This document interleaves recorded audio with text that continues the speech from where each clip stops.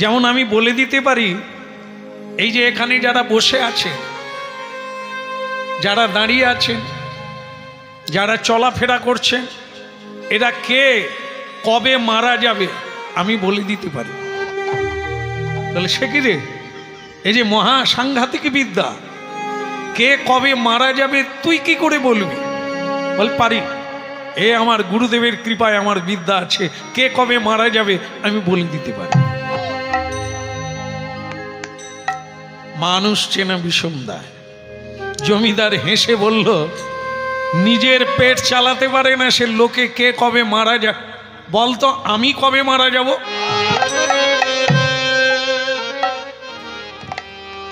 জমিদার বাবু, এই কলিকালের একটা দোষ কি জানেন? সত্য কথা বললে মানুষ বিশ্বাস করে না, কিন্তু মিথ্যা বলুন আপনার গায়ে হাত বুলোবে, মানুষ আপনাকে পুরস্কার দেবে, প্রশংসা করবে। এখন আমি ভাবছি আপনাকে কোনটা বলবো, মিথ্যে বলবো না সত্য বলবো? আপনি কবে মারা যাবেন? এই মিথ্যে বলবি কেন? বল আমি কবে মারা যাব।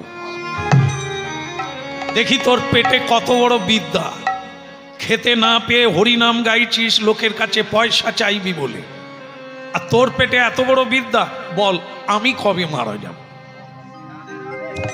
ভক্তমণ্ডলী মায়েরা, মানুষ চেনা বিষম দায়। ভালো জামা কাপড় পরলেই যে ভদ্রলোক ভাববেন না, পকেটমার হতে পারে, দুশ্চরিত্র হতে পারে।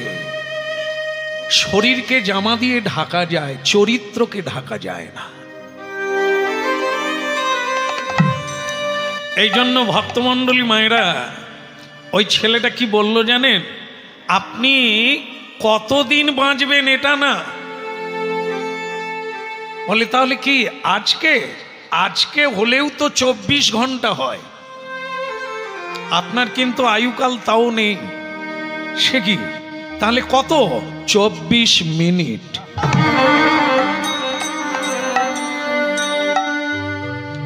এটি সত্য। আমরা যারা হরিনাম শুনছি, ব্যস্ততায় রয়েছি, সকলেরই একই গোত্র। কার কখন শ্বাসটি বন্ধ হয়ে যাবে, শেষ হয়ে যাবে, আমরা কেউ জানি না। অনেক অহংকার করি আমরা, অনেক ঝগড়া করি, দ্বন্দ্ব করি, কিন্তু আমি যে কতক্ষণ থাকবো আমি নিজেই জানি না। আপনি আর 24 মিনিট বাঁচবেন। জমিদার তাজ্জব বেনে গেল, বিস্ময়ে প্রকাশ। বলিস কি রে, লোক ঠকালাম, অনেক মানুষকে কাঁদালাম, এখনো আমি ভোগ করি নাই, শুধু সঞ্চয় করে গেলাম, আর তুই বলছিস আমি আর 24 মিনিট বাঁচবো? জমিদার, আর 24 নাই, 14 মিনিট কেটে গেছে এই কথা বলতে বলতে। মানুষ জানে না তাস খেলে, সময় পাস করে, সিরিয়াল দেখে সময় পাস করার জন্য। মূর্খ বোকারে, কত সময় পেয়েছিস যে পাস করার সময় নাই। একটা নিঃশ্বাস নেওয়ার জন্য অক্সিজেন দেওয়া হয়, একটা নিঃশ্বাস, তার যে মূল্য মানুষ দিতে পারে না, একটা নিঃশ্বাসের।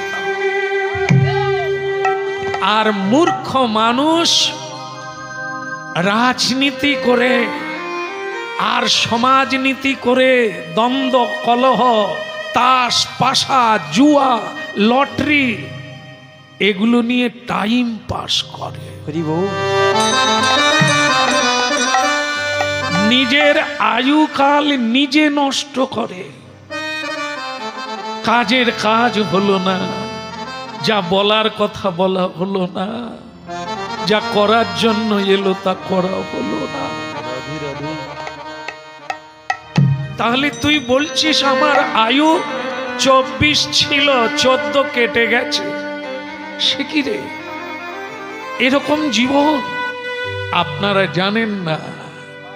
জীবন মানে কোনো বস্তু নয়, জীবন তো সময়। সময়ে যাচ্ছে মানে তোমার মৃত্যু হচ্ছে। এই সত্যটাকে যারা জানে তারা সময় নষ্ট করে না। মানব জীবনে সবচাইতে বড় জিনিসের দাম হলো এই সময়। সময় শেষ তো তুমি শেষ। পৃথিবী থাকবে, মানুষ থাকবে, তুমি থাকবে না।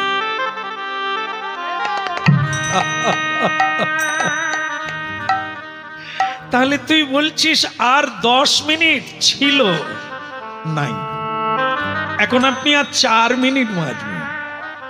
এভাবেই মানুষ তার জীবনের ক্ষয় করে। এই কীর্তন গাইছি, আয়ু মৃত্যুর দিকে যাচ্ছে। আপনারা শুনছেন, আপনাদেরও আয়ু কাটছে। যা করেন আপনি আপনার আয়ু নষ্ট করছেন। তবে যা করার জন্য এসেছি সেটা যদি করতে পারি তাহলে কাজ হলো, সময়টা কাজে লাগলো, সময়ের সৎ ব্যবহার হলো। কলির মানুষ প্রণাম, সকালে প্রণাম, দুপুরে প্রণাম, সন্ধ্যায় প্রণাম ভগবান। হরিনাম কীর্তন কলির ধর্ম, মানব ধর্ম, জীবের ধর্ম। সব করলো, এটা করলো না। সব কাজের মূল্য এখানেই থাকবে, সঙ্গে যাবে না। কিন্তু হরিনাম, কৃষ্ণ নাম, সদ অনুষ্ঠান, সদাচার, দান, ধ্যান, পুণ্য হবে, সঙ্গে যাবে। এরপরে ব্রাহ্মণ বাড়িতে জন্ম নেবে, পূজার সুযোগ পাবে, অধিকার পাবে। ভক্তের গৃহে জন্ম নেবে, প্রসাদ পাবে, নিতাই গৌর বলার সুযোগ পাবে।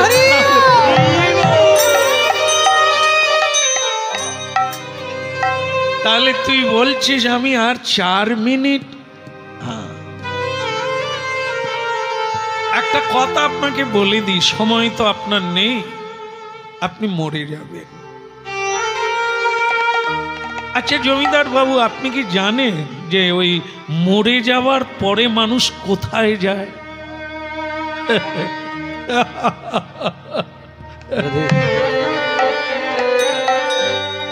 কিরে হাসছিস কেন? হাসবো না, কারণ আপনি এর উত্তর জানেন না। মরার পরে মানুষ কোথায় যায় আপনি জানেন না। না জানার কারণ হচ্ছে যেখানে জানা যায় আপনি জীবনে সেখানে যান না। আপনি অসৎ সঙ্গে গেছেন, সুরাপান করতে গেছেন, অর্থ অপহরণ করতে গেছেন, মানুষকে ঠকাতে গেছেন, কিন্তু ধর্মসভায় যান না। যেখানে হরিনাম হয়, যেখানে সাধু সন্তরা আসে, আপনি সেখানে যান না, কারণ ওইখানেই জীবনের সত্যের প্রকাশ হয়। এ সংসারে এমন কোন জায়গা নাই যেখানে সত্য কথা কেউ বলে। কেবল হরিবাস হরে। তীর্থস্থানে সাধু সন্তরাই সেই সত্যটা মানুষকে জানায়। আপনি তো জীবনে শুধু অর্থ উপার্জন করার জন্য ন্যায় অন্যায় বোধ রাখেন না, ছুটেছেন দেশ থেকে দেশান্তর। কেবল এ দেশ থেকে ও দেশে ছুটে বেরিয়েছেন অর্থের লোভে, কিন্তু জ্ঞানের লোভে, জানার লোভে কোনোদিন সাধু সঙ্গ করেন না। জানবেন কি করে? কেউ যদি এই তত্ত্বটা জানতে পারত তাহলে তার কর্মটা বদলে যেত, তার খাওয়া বদলে যেত, চলা বদলে যেত, জীবনটাই বদলে যেত। তাই যাক, আপনার তো জানা নেই, আমি আপনাকে বলি। মানুষ মরলে দুটো জায়গায় যায়। এক হচ্ছে যারা মনুষ্যোচিত কর্ম করে, পশুর ব্যবহার না। হ্যাঁ, পশুর একটা ধর্ম আলাদা, মানুষের একটা ধর্ম আলাদা। তা মানুষ যদি মানুষের ব্যবহার না করে পশুর খাদ্য খায়, পশুর ব্যবহার করে, পশুর কর্ম করে, তাহলে সে নরকে যাবে। যেখানে ছেলে বাবাকে মানে না, স্ত্রী স্বামী মানে না, স্বামী পত্নীকে মানে না, এইখানে আপনার জন্ম হবে। ওইখানে জ্বালায় যন্ত্রণায় মারপিট করে, কলহ করে, গলায় দড়ি দিয়ে বিষ খেয়ে আপনাকে মরতে হবে। এই জন্য যদি কেউ হরিনাম কৃষ্ণ নাম করে, হ্যাঁ, তাকে বাবাজি হওয়ার লাগে না, তিলক দেওয়ার লাগে না, মালা পরার লাগে না, তবুও তিনি সাধুর উপরে থাকতে পারে। কখন? যদি সত্য বলে, সত্য কথা বলে, সৎ পথে চলে, সৎ ভাবনা ভাবে, সৎ কর্ম করে, ও সাধু। ও বৈকুণ্ঠে যাবে, ও ভগবত লোকে যাবে। ভগবান রথ পাঠিয়ে দেবে, দূত পাঠিয়ে দেবে। যাক, বেশি বলবো না, কারণ আপনার আয়ু নাই, শোনার সময় নাই। যখন ছিল তখন শোনেন না।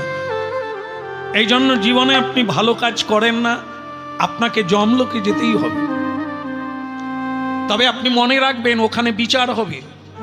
যেমন এই জগতে কেউ অন্যায় করে পার পায় না, তাকে জেলে যেতে হয়, তাকে কোর্টে উঠতে হয়, বিচারশালায় বিচার হয়, তার দণ্ড হয়। ঠিক তেমনি ওখানেও গিয়ে আবার দণ্ড। কারণ এখানে সামাজিক কর্ম, ওখানে আধ্যাত্মিক কর্ম। এখানে ঠকালে ওখানে ঠকাতে পারবে না। এখানে মিথ্যা সাক্ষী জোগাড় করা যায়, ওখানে করা যাবে না। কারণ ওখানকার সাক্ষী মানুষ নয়। দিনের বেলা লক্ষ্য রাখে কে? সূর্যদেব। কে কি কর্ম করছেন, কে কাকে ঠকাচ্ছেন, কে কোন পথে যাচ্ছেন, সূর্যদেব। এক সূর্য সমগ্র পৃথিবীকে লক্ষ্য রেখেছে। আর একজনা এই রাতের বেলা চন্দ্রমা, চাঁদ, তারা, নক্ষত্র আপনাদের দৃষ্টি রেখেছে কে কি করছেন। হিসেবটা পৌঁছে যাবে আপনার যাওয়ার আগে। এই জন্য এখানে মিথ্যা সাক্ষী জোগাড় করা যায়, ওখানে হবে না। আপনারা লক্ষ্য করবেন, ধরিয়ে দিই, জজ কোর্টে দেখবেন জজ সাহেবের পিছনে দেওয়ালে একটা পুতুল থাকে, তার কালো কাপড় দিয়ে চোখটা বাঁধা, হাতে দাঁড়ি পাল্লা। জানেন ওকে? ওখানে আছে, আজও গিয়ে দেখবেন, পরেও গিয়ে দেখবেন, ওটা অনাদিকাল থেকে আছে। কি ওটা? চোখে বাঁধা, নাম তার ধর্ম। ওই যে লাল কাপড়ে বাঁধা, কি আছে? হাত দিয়ে বলতে হবে, যাহা বলিব সত্য বলিব, সত্য বই, মিথ্যা বলিব না। কাকে স্পর্শ করে বলি আমরা? মিথ্যা বললে দাঁড়ি পাল্লা আছে, কাপড় বাঁধা আছে চোখে, আমি দেখব না। তোমার কাজ তুমি করে যাও, এই দাঁড়ি পাল্লায় চড়বে। তাহলে জেনে রাখুন, লাল কাপড়ে বাঁধা অন্য কিছু নয়। যার নাম জানেন, কিন্তু সকলে তার মানে মহিমা জানেন না। সেটা কি? যার নাম শ্রীমদ্ ভগবত গীতা। হ্যাঁ, অনেক কিছু পড়ি, ম্যাগাজিন পড়ি, প্রেমের গল্প পড়ি, ইতিহাস পড়ি, কিন্তু আমরা গীতা পড়ি না। এই জন্য মানব জীবনের এত ধ্বংসের পরিণতি। গীতা, শ্রীমদ্ ভগবত গীতায় স্পর্শ করে বলতে হবে, সে সাধু হোক অসাধু হোক, হাত দিতে হবে আর বলতে হবে যাহা বলিব। তারপরে তুমি কি বলবে সেটা তোমার ব্যাপার, কিন্তু হাত দাও, হাত দিয়ে বলো, এটাই থাকবে দাঁড়ি পাল্লায়। এই জন্য হে মানব, নিজের ধ্বংস নিজে করো না।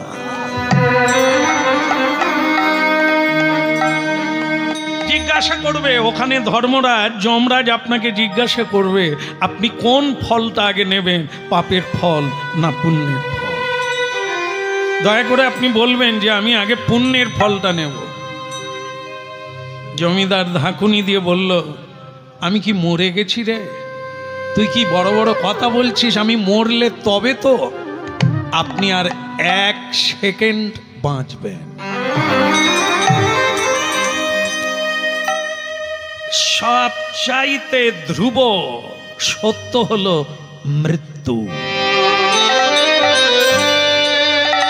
সংসারে মানব জীবনে সবচাইতে সত্য হলো মৃত্যু। একে কেউ রোধ করতে পারে না, ডাক্তার পারে না, বৈজ্ঞানিক পারে না, সাহিত্যিক পারে না, মহাবীরেরাও পারে না। এর কাছে পরাজিত। মরে গেল জমিদার, দেহ রইল, শ্মশানে গেল দেহ। কিন্তু ভক্তমণ্ডলী মায়েরা হরিনাম শুনছেন, এত বড় সত্যটা জেনে নেন, মৃত্যু হয় দেহের, মানুষের না। মানুষ কোনটা? এটা না, এটা মানুষের খাঁচা দেহ। এ খাঁচা বারবার পাই আমরা, এটা ছাড়লে আবার একটা খাঁচায় ঢুকবো, কিন্তু ঢুকবো আর বেরোবো সে কে? সেটাই আমি। যে এখানে মরলো আবার একটা মায়ের গর্ভে গিয়ে ঢুকলো, সে কে? সেটাই আপনারা, সেটাই আমরা। তার নাম আত্মা, তার মৃত্যু নাই। কর্মফলের বোঝাটা মাথায় নিয়ে যেরকম কর্ম করে সেরকম মায়ের গর্ভে গিয়ে প্রবেশ করে। জমিদার মারা যাওয়ার পরে যমলোকে গেল। যমলোকে জিজ্ঞাসা করা হলো, চিত্রগুপ্ত তাহলে বলো এ পাপী কি করেছে, কি কি কাজ করেছে একটু খাতা দেখে বলো। চিত্রগুপ্ত খাতা দেখে বললেন, মহারাজ এ সারা জীবনটাই কেবল পাপ অপরাধ, ভালো কাজ করে। যমরাজ একটু মন্দ হাসি হেসে বললেন, চিত্রগুপ্ত এ জীব জন্তু নয়, মানুষ। জানতে অজান্তে কি একটা ভালো কাজ করেনি? ভালো করে দেখো। হায় রে মানুষ, যদি মরার আগে কেউ হরিনাম তত্ত্বটা জানতো, জীবনের তত্ত্বটা জানতো, তাহলে কি এরকম করে পাতা খুঁজতে হতো? সে ভালো কাজ করত। খাতা খুলে দেখতে দেখতে একবারে শেষের পৃষ্ঠায় চমকে উঠল চিত্রগুপ্ত, লেখক, রাইটার।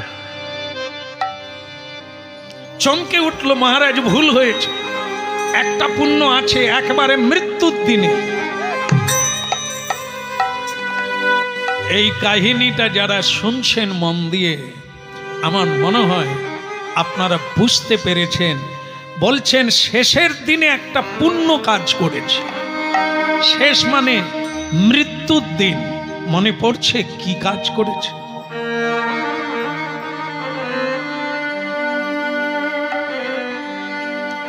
জমিদার বলছে, আজকেই শুনলাম ভালো কাজ কি খারাপ কাজ কি। আপনি বলুন তো, আমি মৃত্যুর দিনে কি ভালো কাজ করেছি? আপনি 24 মিনিট একজন সাধুর সঙ্গ করেছে। হরি বল, হরি বল, হরি বল।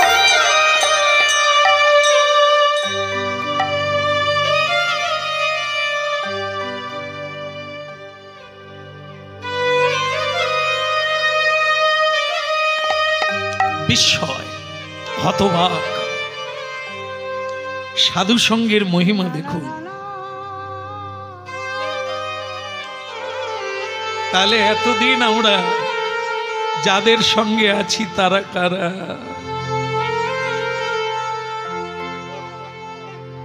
তাদের নামে লেখা হলো নরক যন্ত্রণার পাপ। মৃত্যুর দিনে যার মাথায় বোঝা তুলে দিয়েছিল সে ছিল একজন সাধু।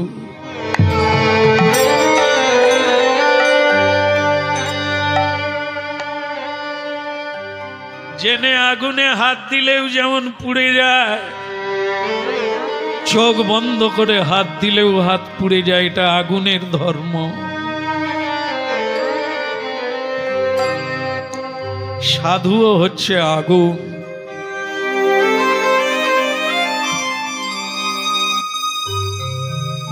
জেনে না জেনেও এই সাধুর মহিমা আপনি প্রাপ্ত হবেন।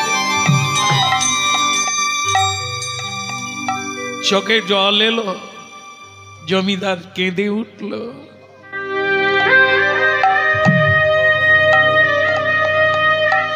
জীবনে এত কিছু জানলাম রে, সাধু জানলাম, মানুষ চিনলাম না।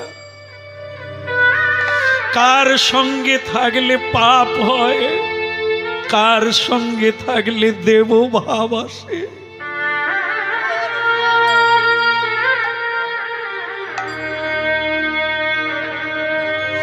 জানা হলো না। এখন আপনি বলুন, এই পাপ আর পুণ্য, আপনার তো অনন্ত জন্ম শুধু পাপ, তার নরকে যেতে হবে, কষ্ট পেতে হবে, দণ্ড নিতে হবে। আর এই সামান্য 24 মিনিট এক সাধুর সঙ্গ করেছিলেন, হ্যাঁ, তাই তার ফলে আপনি 24 মিনিট পুণ্য অর্জন করেছেন। তার জন্য আপনি সময় পাবেন 24 ঘন্টা। একটা ভালো জায়গায় আপনাকে রাখা হবে 24 ঘন্টা, যেখানে সাধু থাকে, সন্তরা থাকে, যেখানে হরিনাম হয়, যেখানে কৃষ্ণ নাম হয়, যেখানে নিরানন্দ নেই, যেখানে কেবল প্রেম আর আনন্দ।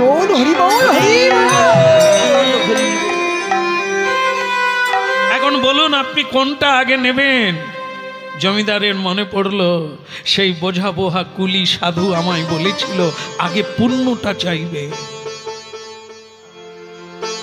যমরাজ, হে ধর্মাবতার, হুজুর সারা জীবন যখন অনন্ত নরকের ঘানি টানতে হবে তখন ওটা শেষেই নেব, টুকরোটা সেরে নি, আগে আমাকে পুণ্যের ফলটা দিয়ে দেব। ঠিক আছে, একে নিয়ে যা, 24 ঘন্টা ওই নন্দন কানন ছেড়ে দাও, দেবলোকের নন্দন কানন, সেখানে উপভোগ করো আনন্দ, প্রেম, কৃষ্ণ নাম মন্ত্র, এটা উপভোগ করো। 24 ঘন্টা পরেই তোমাকে টানতে টানতে আমার লোকেরা নিয়ে আসবে নরকে নিয়ে। ভজ রাধা কৃষ্ণ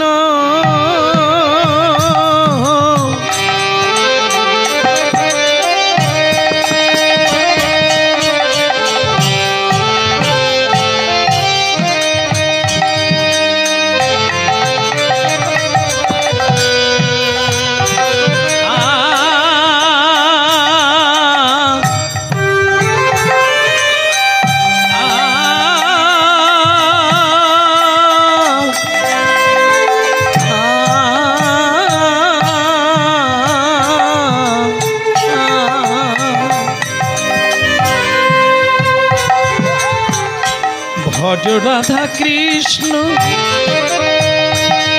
গোপাল কৃষ্ণ কৃষ্ণ কৃষ্ণ বল মুখে। ভজ রাধা কৃষ্ণ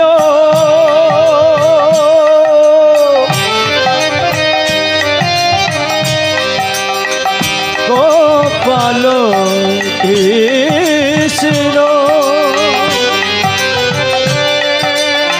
কৃষ্ণ কৃষ্ণ বলো মুখে।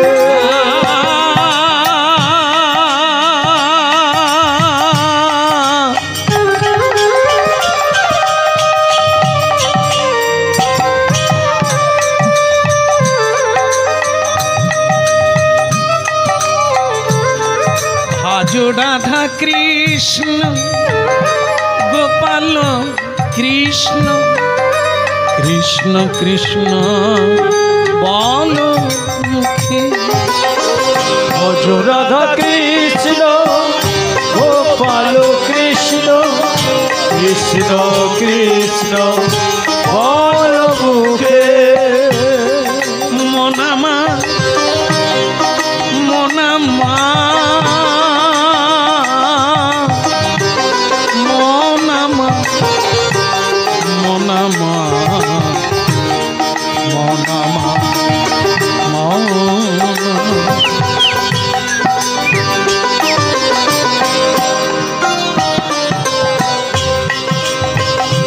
ভজ রাধা কৃষ্ণ গোপাল কৃষ্ণ কৃষ্ণ কৃষ্ণ বল মুখে ভজ রাধা কৃষ্ণ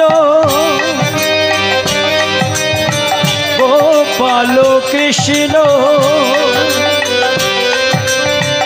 কৃষ্ণ কৃষ্ণ বল মুখে নামে বুক ভরে যা অভাব মিটান নামে বুক ভরে যায় অভাব মিটায় নামে বুক ভরে যায় অভাব মিটান নামে বুক ভরে যায় অভাব মিটায় নামে বুক ভরে যায় অভাব মিটান ওই নামে বুক ভরে যায় অভাব মিটায় স্বভাব জাগায় মহাসুখে কৃষ্ণ কৃষ্ণ বল মুখে ভজ রাধা কৃষ্ণ গোপাল কৃষ্ণ কৃষ্ণ কৃষ্ণ বল মুখে ওই ভজ রাধা কৃষ্ণ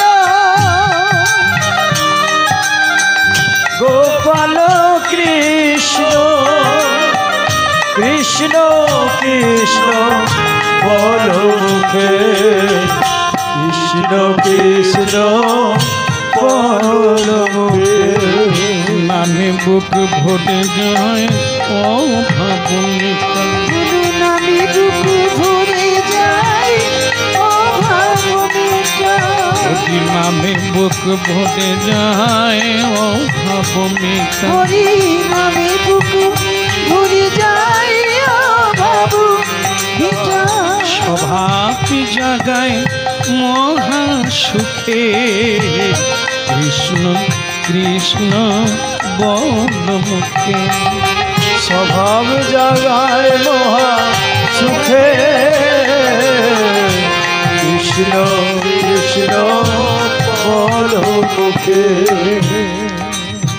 হ্যাঁ কিছু মনে করো না বাবা, আর তোমাকে নাচা গানা করতে হবে না, টাইম হয়ে গেছে। দাঁত থাকতে দাঁতের মর্ম বোঝে না, কাঁদলে হবে রে। এতগুলো বৎসর বেঁচে থাকলি তখন হরিনাম বললি না। আজকে মোটে 24 ঘন্টা সময় পেলি, আনন্দে আত্মহারা চোখের জলে কাঁদছিস। চল, সময় হয়ে গেছে বাবা। এই জন্য গোড়ার থেকে সাধু সঙ্গ করতে হয়, তবে এই সত্যটা মানুষ জানতে পারবে আর সময় থেকে কাজের কাজ শুরু হবে। এখন চলেন, আপনাকে নরকে যেতে হবে। দাঁড়ান, তুমি কে? আরে আরে, জমিদার বলে উঠল, আরে তুমি সেই ছেলে না যে রেলওয়ে স্টেশনে আমার বোঝা বই এনেছিল, যে আমাকে বলেছিল আমি 24 মিনিট। তুমি, আরে তুমি তো সেই সাধু। জমিদার বাবু তাহলে আমাকে চিনতে পেরেছেন? চিনবো না? আজ তোমার জন্যই আমার এই জায়গায় আসা। এই 24 ঘন্টা হরিনাম গাইবার সুযোগ পেয়েছি তোমার জন্য। তোমায় চিনতে পারিনি বাবা, ছেঁড়া কাপড় পরে আছো, মাথায় তেল নাই, পেটে অন্ন নাই। আমি তোমাকে ভিখারি মনে করেছিলাম, কিন্তু তুমি যে রাজার রাজা, তুমি যে দেবতারও ওপরে, আমি তোমায় চিনতে পারি। তা তুমি এখানে এলে আপনার কাজের জন্য, আপনি ভয় করবেন না, আর আপনাকে নরকে যেতে হবে না। কেন? আপনি বুঝতে পেরে গেছেন হরিনামের কি মহিমা। আপনি বুঝতে পেরে গেছেন সময়ের কতখানি মূল্য। সংসারের জন্য কেউ আমরা আসিনি, আমি এসেছি আমার জন্য। আমরা এটা যতদিন না বুঝতে পারবো, আমাদের সময়, জীবন, আয়ু সব আমরা অকারণে হারাবো। খালি হাতে আমাদের ফিরে যেতে হবে নিজ লোকে। যমদূতগণ বলছে তোমার 24 ঘন্টা হয়ে গেছে, এবার তুমি যমলোকে চলো, নরকে চলো। ঠিক সেই সময় বিষ্ণুদূত চতুর্ভুজ, শঙ্খ, চক্র, গদা, পদ্মধারী ভগবানের স্বরূপ, তারাও এলো। এসে বলছে ও নরকে যাবে না, 24 ঘন্টা হরিনাম কীর্তন করেছে, ও আর নরকে যাবে না, ও বৈকুণ্ঠের যাত্রী।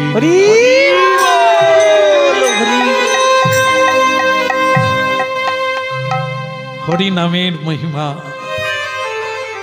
পাপী 24 ঘন্টা সাধু সঙ্গে হরিনাম করে মুক্ত হয়ে বৈকুণ্ঠ যাত্রা করলেন, নিত্যধাম। এই জন্য আপনাদের বলেছিলাম আপনারা ভাগ্যবান আর ভাগ্যবতী যে হরিনাম শুনছে।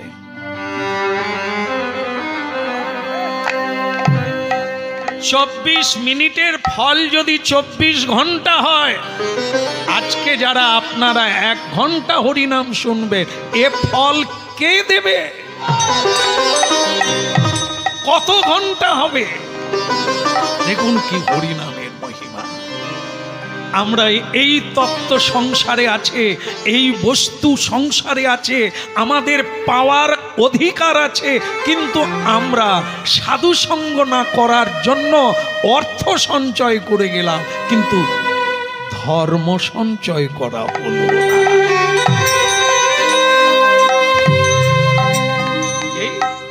এই জন্য কি শ্রীকৃষ্ণের নাম কীর্তন প্রতিদিন করতে হবে। মহাপ্রভুর বাণী, সংসার বাদ যাবে না, আরো উন্নতি হবে। ভগবানের শুভ দৃষ্টি পড়লে আপনার অর্থ নাশ হবে না, জীবন নাশ হবে না, কারণ তার শুভ দৃষ্টিতে সকল অশুভ দূরীভূত হয়ে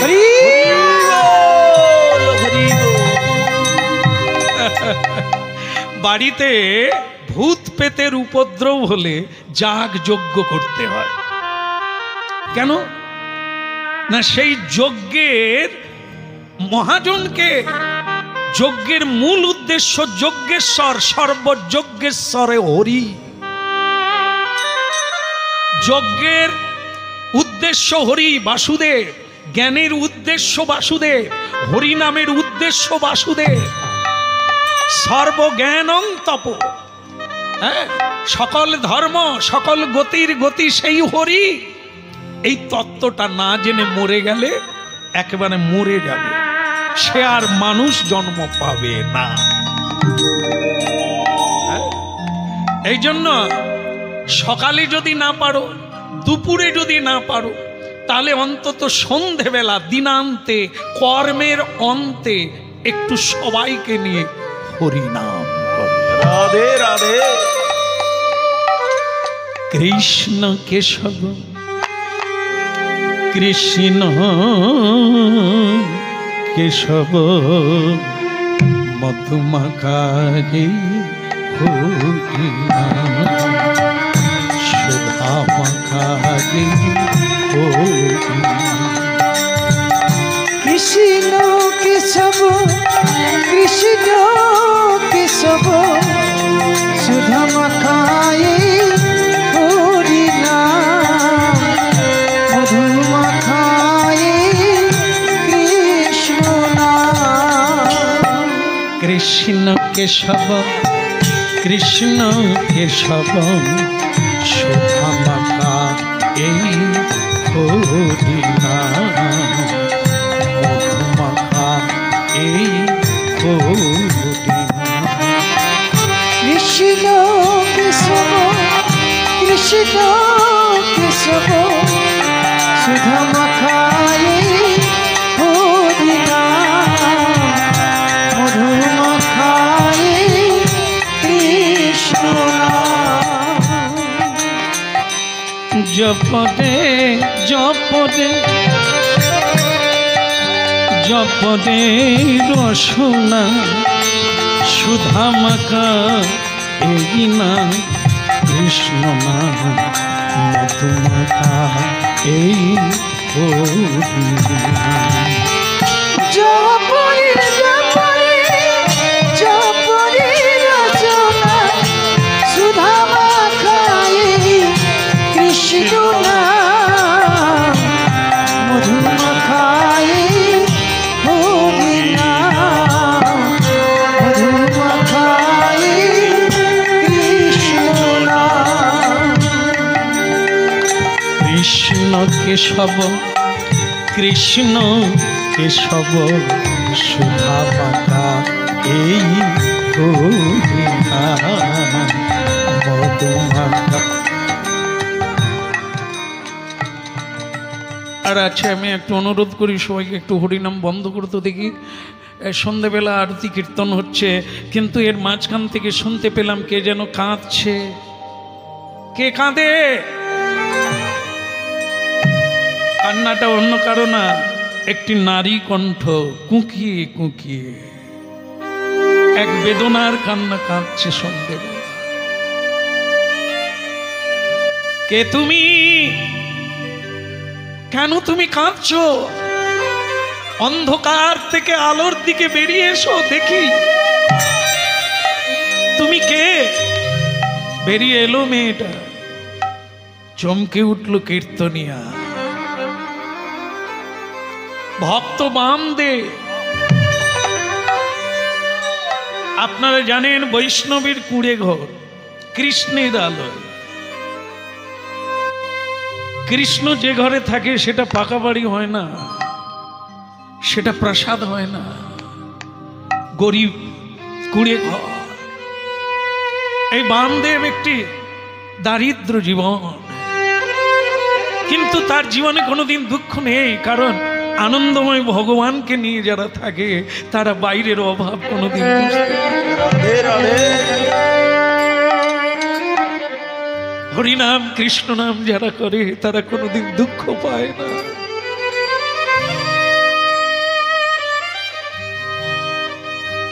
সর্বহারা হয়েও মনে করে আমি রাজা রাজা।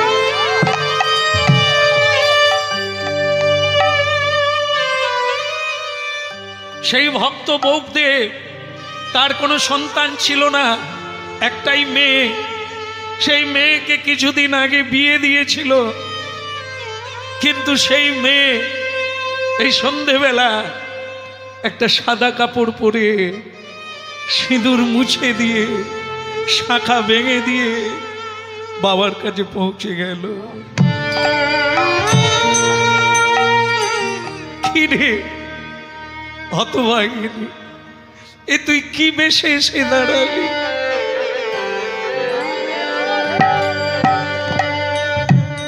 বিধির লিখন কে করি খণ্ডন, কেহ না করিতে পারে। বিধির লিখন কি করে খণ্ডন, কেহ না করিতে পারে। বিধির লিখন কে করে খণ্ডন, কেহ না করিতে বিধির লিখন কি করে খণ্ডন কেহ না করিতে পারে। তিনি করাই যেমন আমরা করি তেমন, তিনি করাই যেমন করি তেমন, কেহ না বুঝিতে পারে, কেহ না বুঝিতে পারে। তিনি করাই যেমন করি তেমন, তিনি করাই যেমন করি তেমন, কেহ না করিতে পারে,